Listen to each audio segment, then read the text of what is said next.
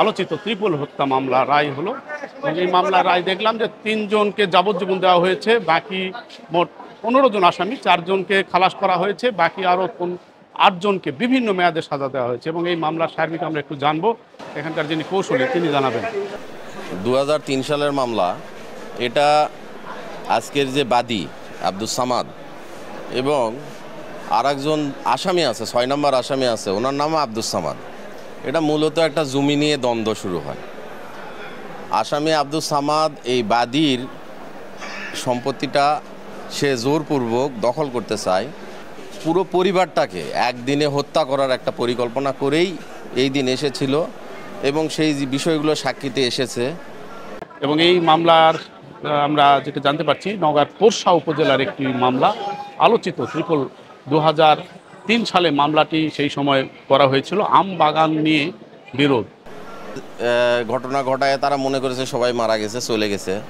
যাওয়ার পরে সাক্ষীগণ আসলো, আসার পরে তাদেরকে উদ্ধার করে উপজেলা স্বাস্থ্য কমপ্লেক্সের পোরশা উপজেলা স্বাস্থ্য কমপ্লেক্সে নিয়ে যায়। ওখানে থেকে গুরুতর দেখে ওনার ভাই শফিকুল, তারপরে ওনার বোন সেরিনা এবং ওনার মেয়ে সুলতানাকে তখন রাজশাহী মেডিকেলে রেফার করে। রাজশাহী মেডিকেলে যাওয়ার পরে পর্যায়ক্রমে প্রথমে ওনার ভাই, তারপরে ওনার বোন, ওনার মেয়ে এবং ওনার বোন, ৩ জনে পর্যায়ক্রমে মারা যায়। ৩ জন যাবজ্জীবন, ৩ জন ১ বছর, আর ৪ জন হলো ৫ বছর, আর ৪ জন খালাস হয়েছে। একজন মারা গেছিল আসামি, সেটা আগেই অব্যাহতি পেয়েছে। সেই মামলা দীর্ঘ শুনানি, এই যে প্রায় ২২ বছর পর মামলার রায় আজকে এসেছে। অতিরিক্ত জেলা দায়রা জজের প্রথম বিচারক ফেরদৌস ওয়াহিদ তিনি এই মামলার রায় ঘোষণা করেছেন। ৩১ পৃষ্ঠার দীর্ঘ রায়।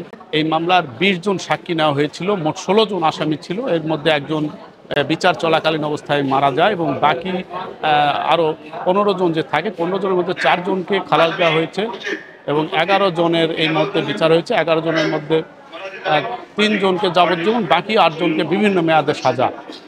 তবে দীর্ঘদিন পর এরকম একটি মামলার রায়, স্বাভাবিকভাবে মামলার যিনি বাদী তিনি সন্তোষ প্রকাশ করেছেন। না, আমি খুশি।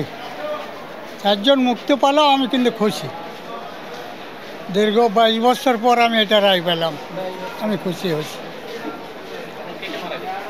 আমার মেয়ে, আমার বোন, আমার ভাই। রায়টা আসছে, এটাতে আমরা অসন্তুষ্ট এবং সেগুলো আমাদের রায়ের মধ্যে সাক্ষী যারা জবানবন্দিতে আমরা সুন্দরভাবে সেগুলো তুলে দিয়েছি। এই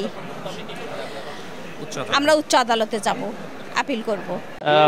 অনেক দেরিতে হলেও মামলার যে সুনির্দিষ্ট কাগজপত্র, সুনির্দিষ্ট সাক্ষী থাকলে যে মামলার রায় পাওয়া সম্ভব, এই ত্রিপল হত্যা মামলার রায় তার একটি জ্বলন্ত প্রমাণ।